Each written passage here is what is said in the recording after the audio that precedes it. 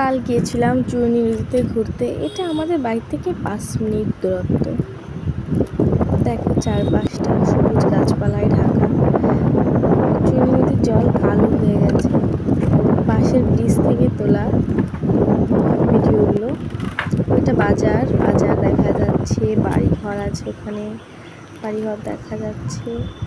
এইখানে বর্ষার সময় যখন জল ভর্তি হয়ে যায় তখন এখানে নৌকা থেকে পার হয়। অনেকে আছে মাছ ধরে নৌকাটা, সেই জন্য এখানে ফেলে রেখেছে।